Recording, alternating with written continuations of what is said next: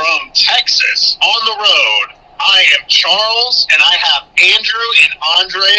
Where are you guys calling in from? This is Andre in Rockville, Maryland, as usual, on another episode of the Charlie and Andre podcast. I want to introduce our guest, Andrew, currently in our nation's fair capital, Washington, D.C., and a native of Ohio.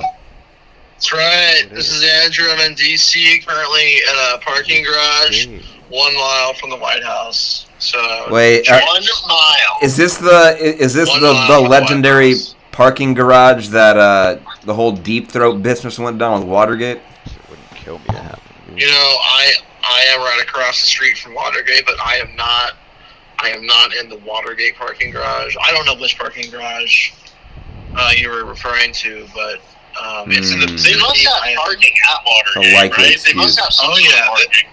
Yeah, I walk by their parking garage every day. They have a lot of parking garages, right? So there was one where it all went down, and I don't know if it's still up anymore, if they demolished it, but I don't know. Place has a lot of history. DC's got a lot of history.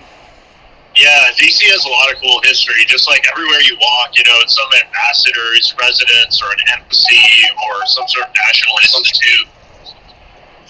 Such as the national. Watergate in itself, it's like interesting architecture. It's not very. You don't really see a lot of buildings like that in the DC area. No, very old building. Very, very old. But I mean, by DC standards, it's like not the oldest building, right?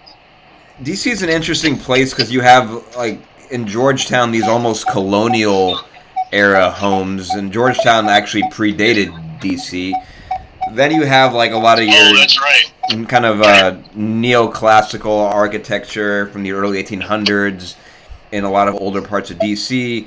And then, as time goes on, you see other things. And unfortunately, it's a lot of DC government buildings are that awful brutalist inspired architecture from like the 60s that looks like Soviet like block apartments and buildings. Well, it's interesting. There isn't really there used to be an architecture called the Federal Architecture, but it doesn't seem like these days you can find a variety of like old buildings, new buildings. They can incorporate neoclassical.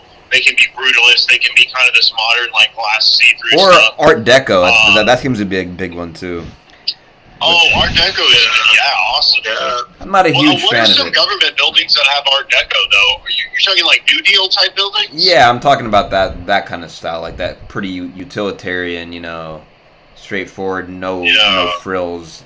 Like kind of like a dawning of a new era in America. Would you say the Pentagon is like Art Deco? I guess it's not really. It's just like an office building, right? That's a tough one. In fact, I mean, I could look up to see what it's officially called. Like what kind of architecture. Yeah, I'd be curious. Yeah, it's just sort of like your basic building, really. I mean, other than the shape, I don't think there's anything really. Oh, apparently it's classified as classical revival, modern, and stripped classicism. So, like a stripped-down version of, like, classic motifs and styles, like, also known as starved classicism or Grecian moderne. How do you spell that? Grecian moderne? No, Grecian, as in, like, Greek. Oh, Grecian. Yeah, Grecian, yeah. Primarily 20th century classicist architectural styles. Grecian boys. There's a poem, Grecian Urn. Yeah. Andre, can you look up the Grecian Urn poem? Maybe you can read that. Yeah. Ode to a Grecian Urn by John Keats. Ode to a Grecian Urn. Thou still unravished bride of quietness, thou foster child of silence and slow time, sylvan historian, who canst thus express a flowery tale more sweetly than our rhyme? What leaf-fringed legend haunts about thy shape, of deities or mortals, or of both? In Tempe or the dales of Arcady, what men or gods are these, what maidens loth, what mad pursuit, what struggle to escape? What pipes and timbrels, what wild ecstasy. Interesting. He died too young, John Keats. Anyway, I guess that's a little off topic. I was going to say, it's interesting, like, some universities, such as the Ivy League, they have, like, a specific architecture that you can associate with the buildings. But then other universities, they always build what's in vogue. So, like, you can see, like, Harvard University, they'll have, like, colonial buildings, and then they'll go to, like, neoclassical, and then they'll have, like, 1970 stuff. Because the rule there is always build what is, like, the modern What's style. modern, yeah. So you end up with, like, Don't this hodgepodge, smorgasbord of different of eras and Right. styles of architecture, which is pretty cool. I like that. You know, I don't like when they totally do Yeah, away yeah. with, like, old styles. I think that's kind of a misguided thing. Yeah. Um, But I guess, what is Watergate? Is that, like, a 60s building or 50s architecture or something? I believe so. Yeah, it's built in the 60s to early 70s. So I guess at the time of the whole, like, scandal with Nixon, it was relatively new. Yeah.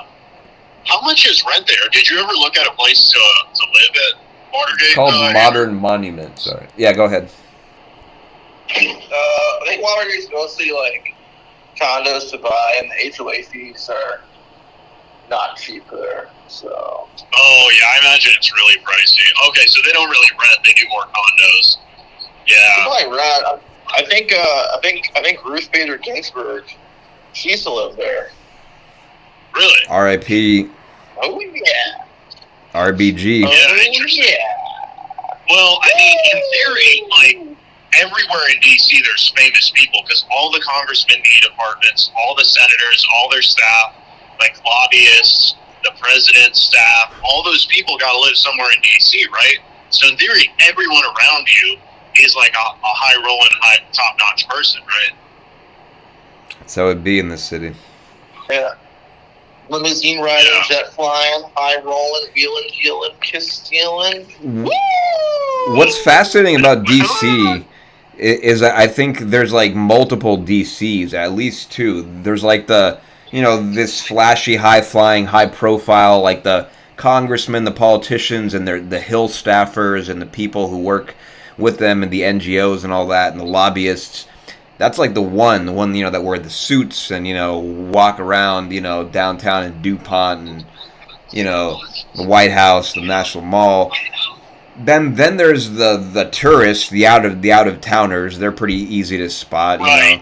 And student groups and whatnot. right, exactly. And then finally there's like the native DC, born and raised, often like the African American community, which actually is kind of really cool like subculture in DC that you might not immediately see or notice if you're only part of those other groups. You probably need to live here like a little while to kind Right. of get that. And there's a really cool like underground kind of music scenes, not only like hip hop, but like indie rock and like folk and all kinds of different stuff and art And and then like, a lot of the people end up moving to the suburbs. There's also like a Yeah, huge community exactly. that consider DC home, but they live in like Virginia or Maryland, because DC itself, I mean, it's so expensive. It is. It's pretty ridiculous, to be honest. Most neighborhoods, of course. I mean, there is like Anacostia and that across the river, but yeah, as like an overall rule, people have been kind of gradually moving away into the burbs, so to speak, and they commute to and work in the city. And that's the case with me. That's what I do. I live up in It's Rockville. interesting. And then you have like neighborhoods like Chevy Chase that are so expensive. Yeah. I mean, that's where the ambassadors Tell live, me about right? it. The really rich, like tech people are doing really well. And of course, the Chevy Chase kind of extends into over the border northwest of DC into Bethesda, right? And Bethesda has its own just sort of vibe and history, right?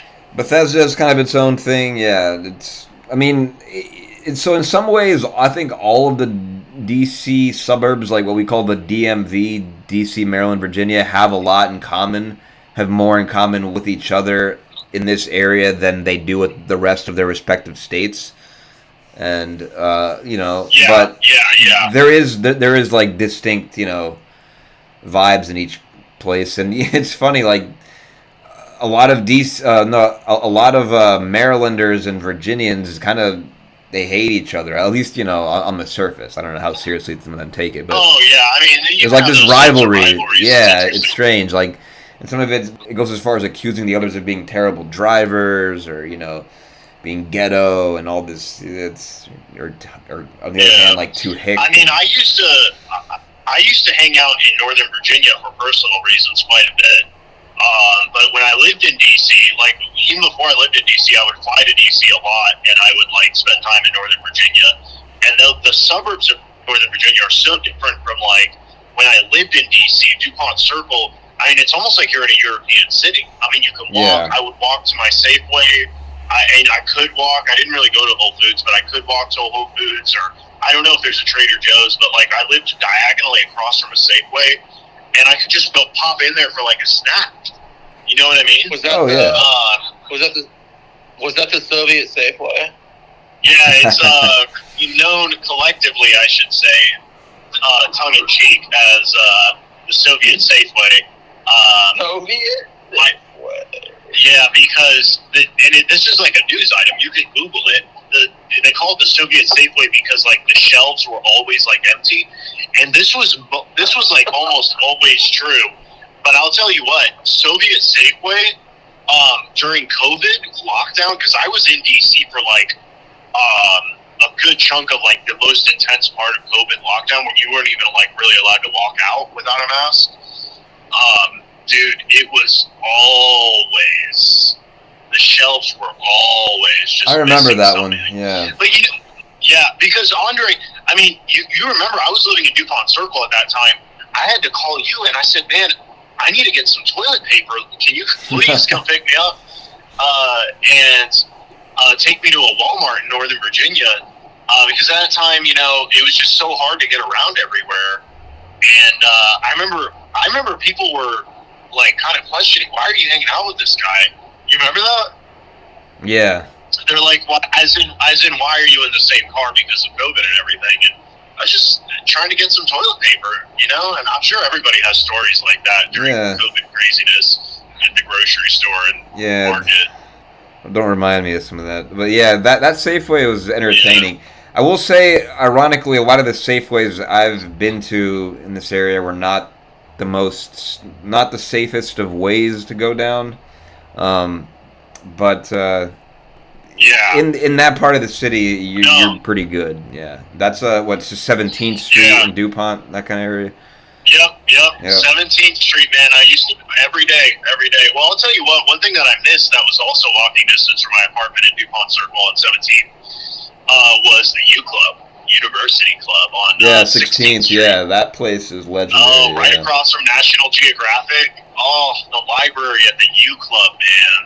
Yeah. The mansion on 16th Street. Oh yeah. Is that what it's called? The mansion? That's a nickname for it. Yeah, it's one of the nicknames. I mean, it literally is. Yeah. It literally is just a big old kind of mansion that they converted into a club. I used to go to the U Club a lot, even before I met, I think, both of you. Maybe I'd already known Andre, but because they have a lot of university events over there. I mean, obviously it's called the University Club, but like depending on your alumni association, that's like those parties there. But man, that library was amazing. Yeah. I don't know. A close contender for the library for the best part of the U Club is the steam room and sauna. Oh yeah. Yeah, that place is it hits the spot, man. Yeah, they got steam room, they got a sauna, they have like a nice like hot tub, / jacuzzi. You have like all the shaving cream and toothpaste you want, and nice showers. Oh yeah. Like cologne and all that, and like mouthwash. Disposable coat. Oh, and they have a hot tub. Yeah, that hot tub is great. They should be paying us for advertising their amenities there.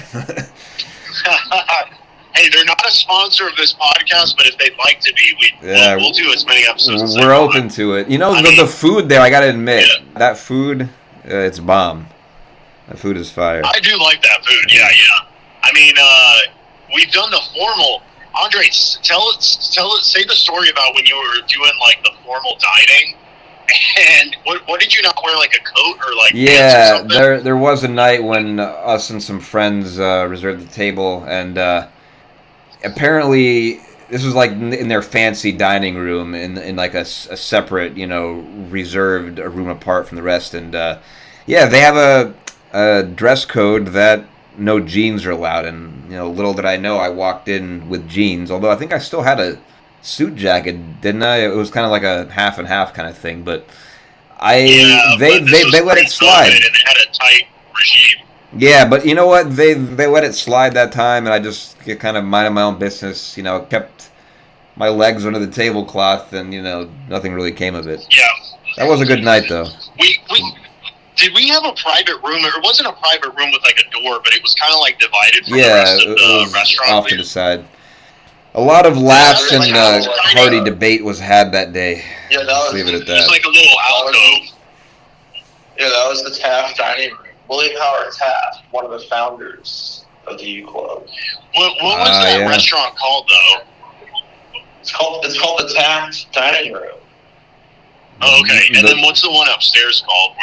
That's less formal. The John J. Pershing Grill. John J. Herschel. General- Oh, like John. General Pershing, yeah. Yeah.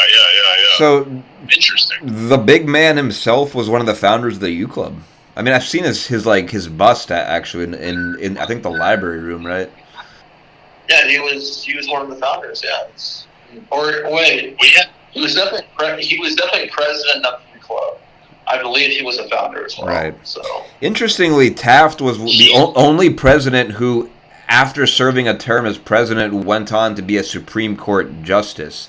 Every other president, Yeah. pretty much stopped, ended their political, public career, public life. I believe, except like Andrew Johnson went back to being like a senator, but it's like the only exception. Yeah, Taft used an interesting legal mind. Yeah, certainly. But yeah, we have a good photo with like a portrait of Franklin, like the three of us. What's that that like antechamber room that is behind the library, depending on your perspective, or next to With the the library? fireplace. Oh, that's Yeah. the Franklin room. Franklin room off of Benjamin. Oh, well, that makes sense. Yeah, because there's Benny a bust of Frank. Franklin here. The Benjamin room. Benny Franks. Benny Benny Franks. Franks, yeah. And that whole place kind of reminds me of Clue. You have like the library, you have the lounge, you have like the middle area, you Very have the classic, pool, yeah. like Clue, the mystery game. Because if you go downstairs, there's like a pool, and that you can swim in, and there's a little squash. Squash, racquetball, You guys yeah. played squash together, didn't you? We still need to do that. We Yeah, are busy Well, maybe man. I'm trying to find like good tickets on Southwest, but I am trying to get to DC. Hey, if we're in DC together, we could potentially do a podcast together. An in-person one. Absolutely. Yeah, But and then the audio would be good. there is something about that library that kind of inspires you to, recite Shakespeare, Right, it and has, it's. Yes, and it has that bust of Caesar, right? Caesar I believe it was Augustus. Augustus, It has yeah. like walls. It has paintings everywhere, and it has like newspapers hung up. It's a cool little place, man. Yeah. It has those big globes that you can sort of look at. Yeah. It's got pretty much everything you need. And like comfortable seats that you can sit in and look like pretentious while reading a newspaper or something, smoking a Yeah, pipe maybe. But they're Yeah. very comfy. Not only pretentious, but very comfy. Very. I can attest. Well, no smoking allowed down there, but they have a rooftop, right? They do. I was gonna mention that too. That the rooftop is a pretty sick view, and they have like little parties Is there. it true, sometime. Andrew, that there are stories about that rooftop, or Andrew, are you there? It seems we've lost our friend Andrew that's all right. momentarily. He hasn't hung up, so I think he just made it's all good. But yeah, I mean, one thing that's cool about the rooftop is directly across from U Club, you can kind of see the top of the National Geographic building. And honestly, in my mind, National Geographic is one of our national treasures, along with the Smithsonian Institute. I mean, Oh, I love they have it. done so much for the advancement of knowledge. And those magazines, like, they're kind of hit or miss depending on what your interest is. Like, if they write an article on something you're not interested in, then it's not really for you. But their photography is just extraordinary. They're well. I mean, say what you will, even if the article's not necessarily up your alley, they're still well written and generally compelling. I mean, I found myself. I remember as a kid being very attracted to the iconic like covers and still kind of reading about topics that I would not have otherwise been interested in, and I learned a lot. Right. And, yeah. Oh, yeah, it's a great museum. I think I was on mute. Oh, I was on okay. mute. My bad. Yeah, man. Rooftop. You can see our neighbors below. Our neighbors is the Russian ambassador residence is next to the. Really? oh wow, that's interesting. I thought it was the embassy. It's an ambassador's residence.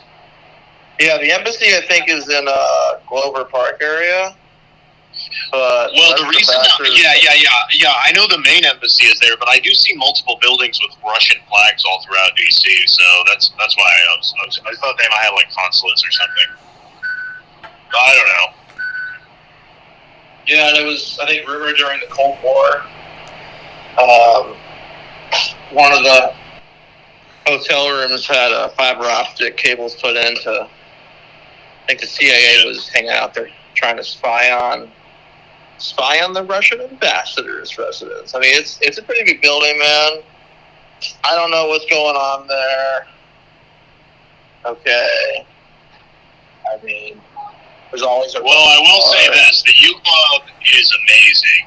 And the parties that they've hosted there. I remember the holiday, like, Christmas party that they had in 2019. Remember, we all had to be dressed up, and we were just having, like, a really good time. Oh yeah. Yeah, U Club's a great place, and speaking of like, yeah, the Russian embassy, like that area is not too far from another area of DC that's very nice to visit, and that we recommend a lot of our listeners to check out is Embassy Row.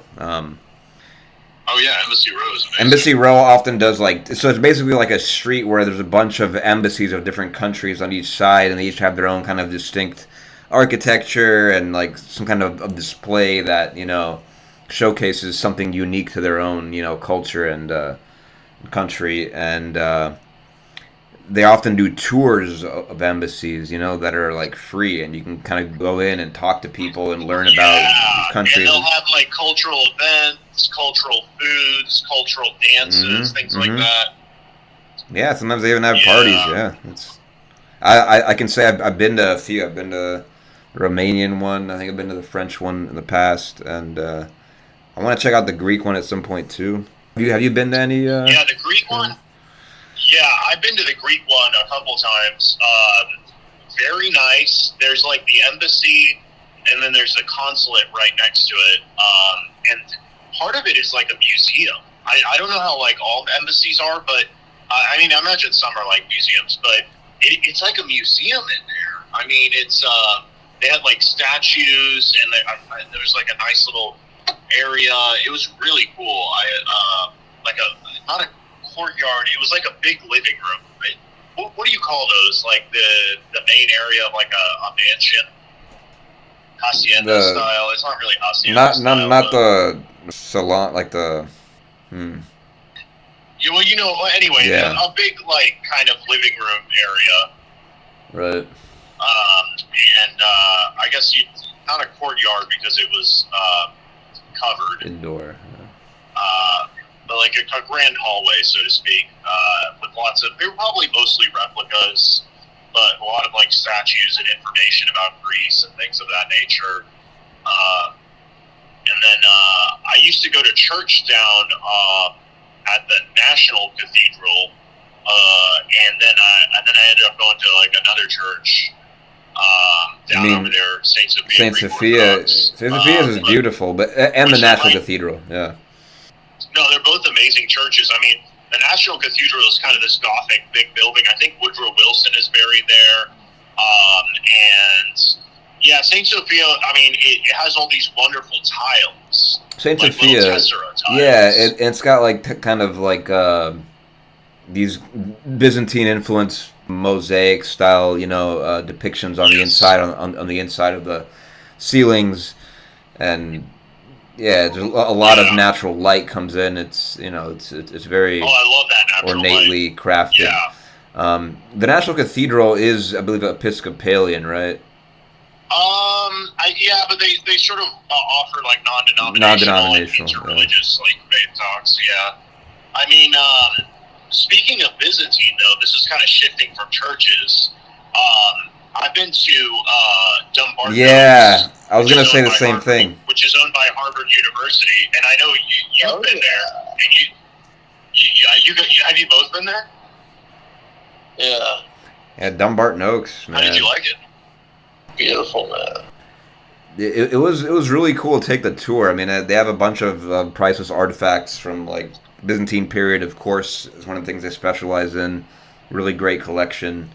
Of not only like objects associated with like the royalty and kings and whatnot, but even like more everyday objects. It's pretty interesting. And then they have a Mayan, I believe, exhibit there. They have a exhibit on like medieval and Renaissance tapestries, and then a bunch of greenhouses out there and gardens and. Oh, I love the gardens. Yeah, the gardens are amazing. So it's you could spend a good day there, and I think most people would not be bored. Yeah, I love Dumbarton. And then the good thing is Dumbarton Oaks is like in Georgetown, and you can basically walk down to M Street, have a good time, see all that cool stuff in M Street. Don't forget the Exorcist stairs, though. Oh, that's right. And you've been there before, just take photos, right? Yeah. It's the stairs where, to people who don't know, like the movie, the first Exorcist, the ending scene was filmed there, where the demon is cast out, but then the priest falls down that huge staircase. They filmed it there. Yeah, I've actually never seen the movie, but my understanding is that there's some ambiguity whether the demon was actually cast out, right? Yeah, of course. That's up to when the did that viewer to movie come decide. out? That was the 70s, man.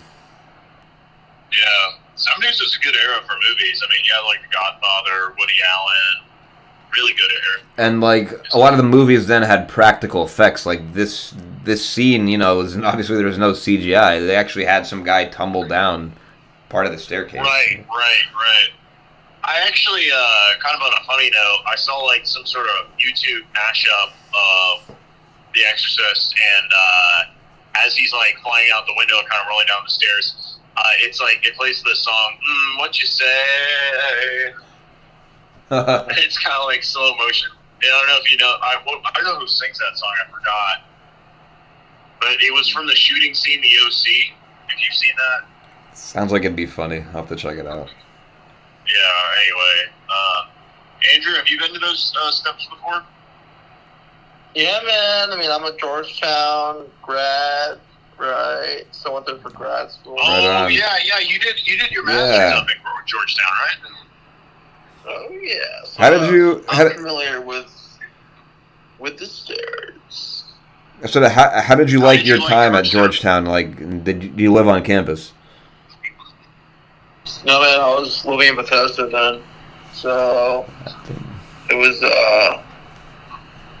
good. Mostly, it was a lot of work, but not too many parties. Only a few, so. But it was a good time. Yeah, they're not known to be a party school.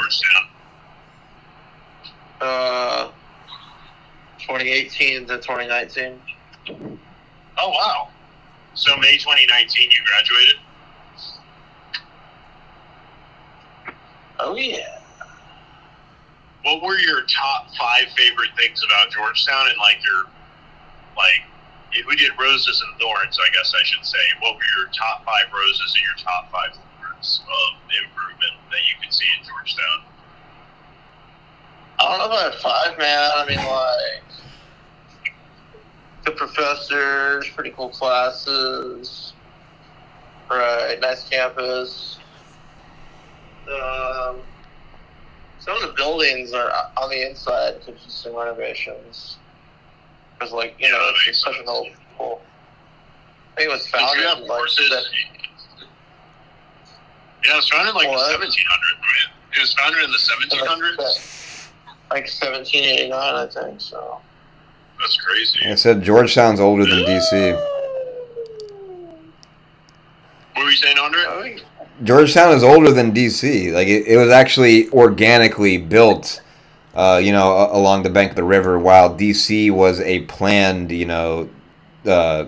city, planned out and built with the help of Pierre L'Enfant, who's, the namesake of L'Enfant Plaza and many other places. He built the famous kind of grid pattern where it's, a mixture of numbers and letters. So you have like 3rd Street and then like A, like A, B, C, D go one way and then, So you kind of know, basically everyone has a general idea or can find the area that they're talking about if they get the intersection. That's the general idea. However, some of the diagonal streets, like the ones named after states, like New Hampshire, Pennsylvania, they kind of throw things off a little bit. I mean, they're convenient sometimes.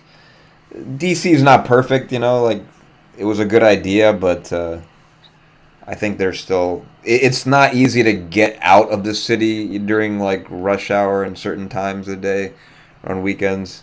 Right. I will say, having experienced that pretty recently, but overall, it's traffic could be worse, but it's still one of the worst places in the country in some ways, and that's like counting like the surrounding areas of the DMV. Car, yeah, right? Not as bad as LA or New York, but it's up there. Right. Yeah, you're right. If you have a car, it's pretty friendly for people who are pedestrians. It's very friendly for bikes. A lot of bike lanes everywhere, wide ones. There's like bikes that you can rent, like the Capital bike share that me and you took. That was really fun. They have the scooters, the electric like scooters that we took. I remember that one time we all three of us actually rented those scooters and like rode them into the ground. Oh yeah, that's like right. Around the Capitol Mall. April 2020. Yeah, the Capitol Mall, and then like I remember I rode them into an area that like you weren't supposed to actually ride them, and then like the motor turned off, but I kept like manually going with it. It was funny. Yeah, that was a funny time, but that was a good memory of all of us just hanging around. Honestly, I don't really like those scooters that much, to be honest. But I mean, yeah, it was fun while at the time, but I don't really take them very often, to be honest. I take the metro every now and then. It's convenient. Because that day we met up with Andrew, and Andrew was on the phone with a buddy who was a PhD student and studied like Russia studies, and Andrew was. It was like the Georgetown waterfront. Yeah. Oh yeah, man, that was fun. That was a good time. It was a good time, yeah. And then we just sort of packed up over there. Didn't we checked out like a lot of museums that day, didn't we? Because like DC is home to a ton of museums, Oh, I love the museums. Smithsonian, of course. I mean, you can't see enough of them. Yeah, my personal favorite still got to be the Air and Space Museum. They have like the shuttle, Air like and Space or Udvar-Hazy. Well, the Udvar-Hazy Air and Space is better. Like undoubtedly, it's much bigger, and like they have like the inside of an actual like space shuttle. They have like the Amelia Earhart plane and like the Lindbergh plane, like a lot of early pioneering like the Wright brothers, all that. It's an amazing place, and they have like simulation rides where you like get strapped in, put like goggles on, and then the whole thing turns upside down, and you feel like you're in like a jet, like doing like barrel rolls. It's very cool, man. Wow. I highly recommend it. Wait, is this Air and Space or Udvar-Hazy? Well, they're both Air and Space, but the Udvar-Hazy has like a lot of things that just don't fit into the one in downtown DC. Udvar Hazy, for people who don't know, is out in Dulles, where the airport is, in Virginia. But still recommend it. And One time Andre, I think it was like July 2021, was driving me over to the Dulles airport, and we had a very interesting conversation. I remember around Udvar Hazy, we saw. It was one of the best conversations I ever had. You like structure of society, linguistics, Indo-European origins, Dumaselian trifunctionalism. It was a really cool conversation. Yeah, you know how we do. Well, yeah. I mean, hey, that's sort of perhaps, I don't know if it was the impetus for the podcast, but it was like an inspiration for the podcast. DC, in a way, helped inspire a lot of this. Like, I feel like a lot of this wouldn't really happen if we hadn't have met, and hung out in this kind of setting. Oh, yeah, well, certainly. Yeah. And there's a certain magic to DC, and you don't always make friends with people. In fact, you may make the opposite. But, like, for example, our group right here, I think we have, like, a really good vibe, You can definitely find some really cool people in DC. And it's true, like, there are some complaints people have, like, about a lot of the people you might meet maybe more interested in, like, you for your career and, like, how you can help them further theirs and who and whatnot. It is definitely, like, a big networking centered place here, but you can also find some very cool, genuine people and forge, like, connections in a way that you wouldn't otherwise be able to do. And there's a lot of people who, like, care about very, specific causes that they're into, and they came here to, because of that passion, because they want to make it happen. It's not only this, like, swamp that some people outside of the area make it out to be. You know what I mean? Right. Yeah, there's a lot of razzmatazz to be found in Washington, D.C. Oh, there certainly is. There certainly is. Andrew, you to DC initially. What? What you to DC? Well, I was on the run, right? So I was on the run at the FBI, CIA, So I figured, where else would I go besides right in their backyard? So Smart. I went to the backyard and hide in plain sight. Hide in plain sight. I mean, actually, it was all made up. But there was a picture of maybe there's a picture of El Chapo in front of the White House. It's like to me, it's one of the more funnier pictures because, they were looking for this guy forever, El Chapo, whatever, and then here he is in front of the White House, and I got a picture. I was like, So, it's just kind of ironic that literally, they're trying to hunt this guy down, and he's literally in the, right under their nose, and they can't figure it out. But and I'm sure that happened more time in history, Yeah. Very true. But came here for work, came here for a job, and still here. So did you come first for the job or first to do the masters? For work, yeah. Okay, very nice. Yeah. Andre, did you first come here for your masters, basically? Yeah, I came. So I initially came to Alexandria, which is right next door, to do an internship in like 10 years ago or so, and then that was fun. I met a lot of cool people.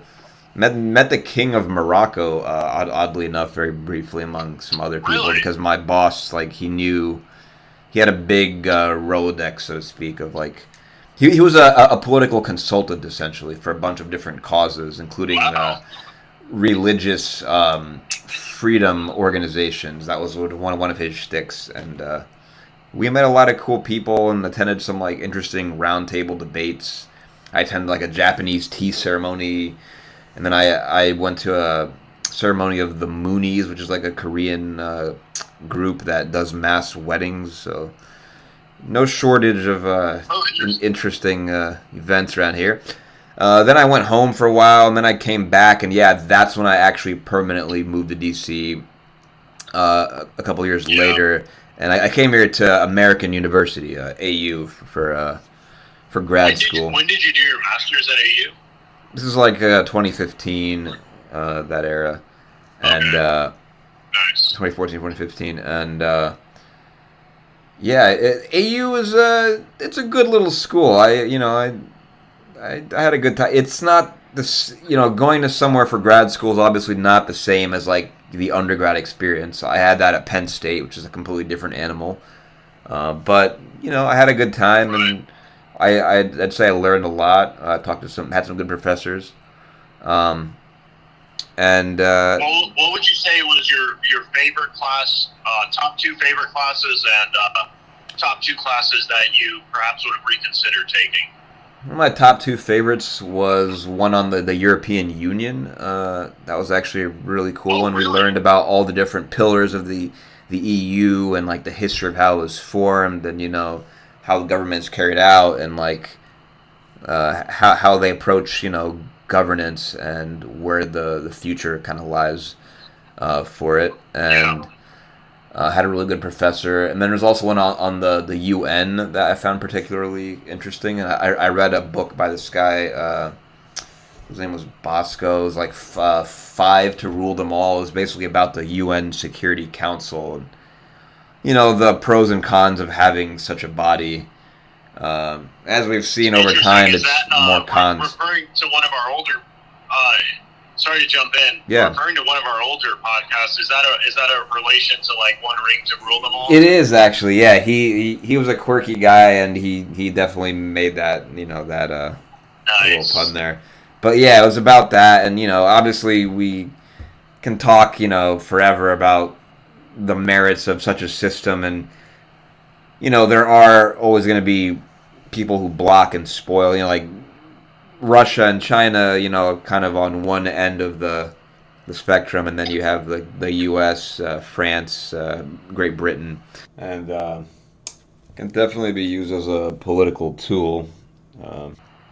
Say what you will, but it's lasted as long as it has, and I guess we'll kind of see what happens.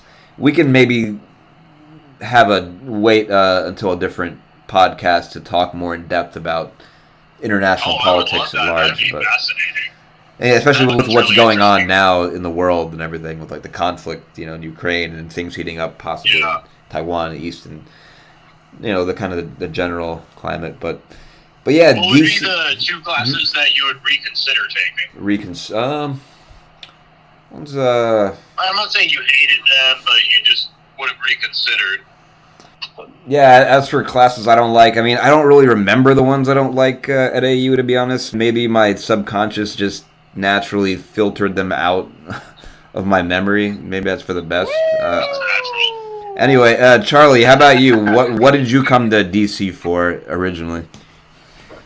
Yeah, so I didn't do a master's, but it does sound like it'd be a really cool experience to do one at either AU or Georgetown. It'd probably be cool to do it at GW too, George Washington. Coco Colonials. Woo! But I had just kind of a personal long-term relationship to DC. I was visiting a lot. Actually, my first year of college was in the area. I was like visiting DC a lot. So I kind of had like a historical connection to it, so to speak, like personal history. And then after I did a master's. It was actually my second master's, an LLM degree at Boston University, and we had a career services, and basically I ended up getting a job through Boston University, BU, down in DC, and I came down. I spent some time in Bethesda. I lived in a hotel for about 2 months or 2.5 months in Bethesda. Yeah, actually, yeah. But you think it's nice. It was actually cheaper. I was living at the American Inn Bethesda. It included breakfast. It was cheaper to live at the American Inn in Bethesda than it was any apartment you could find in Bethesda. There wasn't a single apartment. I was paying like less than $1,000, and that included all utilities. Wow. Yeah, it included all utilities. It included internet, and it included like a nice breakfast at an adjacent Mexican restaurant. And honestly, it was pretty good. It was a pretty good hotel. And there was like a special rule after you spent like a little bit of time there. They took off the taxes. I think if you were like a long-term resident, because like I think once I hit a month at the hotel, they stopped charging tax.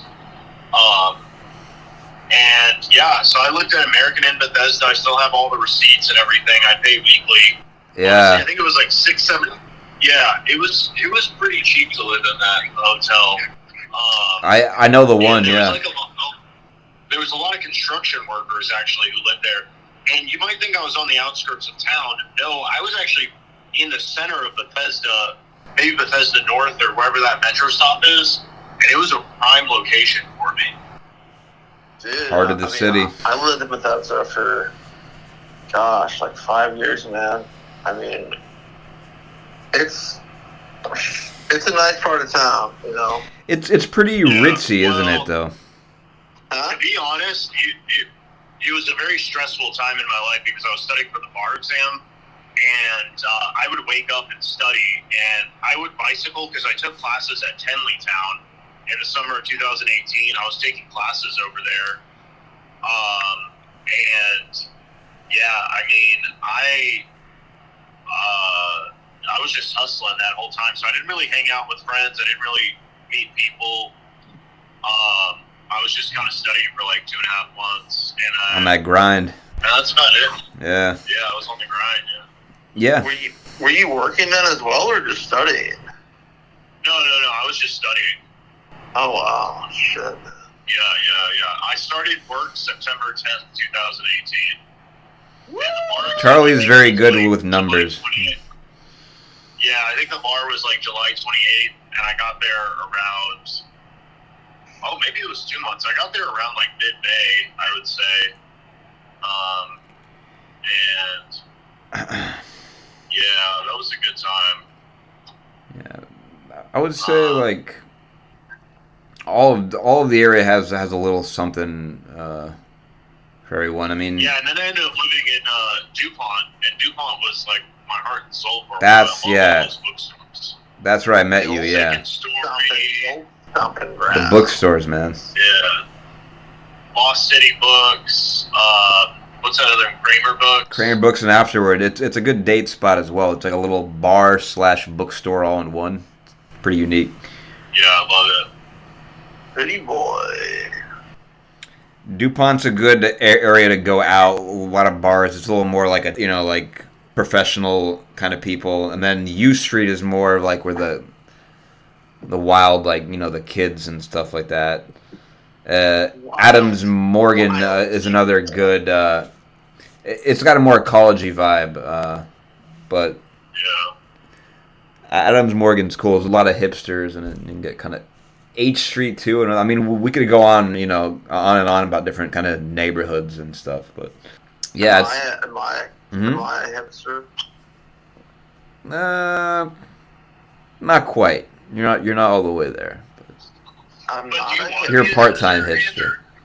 either? I don't think I really want to be a hipster. So. It's probably a good thing. All right. I grew up in Austin, so Austin is very well known for its hipster vibes. That was a big thing. That vibe in like the mid 2010s when I was working in DC, and I lived in Georgetown, but I worked in DuPont. Yeah, everybody had that style, like the big beards and like the The mustache. the sunglasses. Sometimes they had like tweed coats, and it was like this old timey kind of influenced. Everybody aesthetic. had social media. Yeah. They were posting videos of themselves. They were having a good time. Yep. Beard for a Like big this. boy. Big boy in the big city. Big beard, big boy, big city. Big And city. I will say that time was one of my favorite times in DC. I was working at these NGOs there, including this nuclear like non-proliferation one. Nuclear. Yeah, it was met some really cool people. Got to see some congressional hearings. Some of the stuff. That, It's That's disappointing, really cool to see. huh? It's really cool to see congressional hearings. Yeah, and like we helped push like the Iran deal to happen. It's a pity that a lot of it was unraveled. In the aftermath. Don't want to get too political with all this, but I think we can all kind of agree that we need to not have as many of these destructive weapons, especially with what's going on in the world right now. But it was cool. I need to read up more on that. I recently purchased a book on nuclear weapons, so that could even be another topic for a podcast, actually. I would be down, yeah. Yeah. By the way, let me shift topics just a little bit. Yeah. So you guys are in the D.C. area. Andre's in Rockville. Andrew is in D.C. proper near Watergate. I am currently driving in the countryside of Texas, and I'm driving near the coast. And a lot of people don't know this, but Texas invests a lot in wind energy. And when you drive during the day, you see a lot of windmills around you. But at night, there's really nothing out here because it's kind of like deep countryside, so to speak. But every 2 seconds, there's a red light that turns on, and then it stays on for like a second, and then it turns off for 2 seconds, and it comes on. So every 2 seconds, if you just look around in every direction, and there's hundreds, maybe 1,000 or more windmills, just Maybe like red dots blinking. Yeah. No, I mean, Texas is known to invest a lot in wind energy. In southern Texas, near like Corpus Christi and North Texas, in the desert areas. Yeah, that's a great place for it, yeah. Yeah, and I believe the windmills, I've seen Dutch flags in the port of Corpus Christi, so they may be shipping all the way from Rotterdam, like windmills, and the Dutch are very well known for their windmills. Oh, yeah. And anyway, I'm just making a personal connection because I'm here, and I used to live in Amsterdam, and I did my first master's there, and it's interesting just seeing all these windmills, I mean, it all kind of connects together. I mean, you're talking about renewable energy, and I believe strongly that we need to move toward that. It also kind of even ties what I was talking about with nuclear, because nuclear, it's a terrible thing when it comes to weaponizing it, but I think it's actually a great viable alternative energy source that's been unfortunately demonized over the course of the 20th century. It's something that actually Joe Rogan even really talked about in his podcast recently. Really? Yeah. Joe Rogan. Interesting. Yeah, I mean, Europe, and I guess the U.S. used to focus a lot on such energy, but, like, Europe has it a lot. Oh, yeah. They're a little ahead of the game. Yeah. But, hopefully we'll start catching up, if things go in the right direction. Yeah. DC is not terrible with that, but, it still has, that definitely has some industry. And, it's mostly, the problem is mostly the vehicle emissions around here because of all the constant traffic jams on the Beltway, which is pretty infamous. Speaking of the quality of the air, you guys are dealing with like these massive firestorms in Yeah. Canada right now that are just affecting the entire East Coast. It's super hazy, All yeah. the way down to, like South Carolina, right? Yeah. It's hard to go outside without New York coughing. is really intense. Yeah. Yeah, man, I'm looking at my weather app right now. Air quality says 176. Which is unhealthy. No bueno. Yikes! But I think the worst of it's gone. The worst of it, I think, was yesterday or today. But it's it's getting better. Those Canadians, man. I mean, like, I don't know. Canada. Are the fires Blame still Canada. going on? Like, I have no idea what's going on up there. It's like New York got hit way harder. Like southwest of Nova Scotia.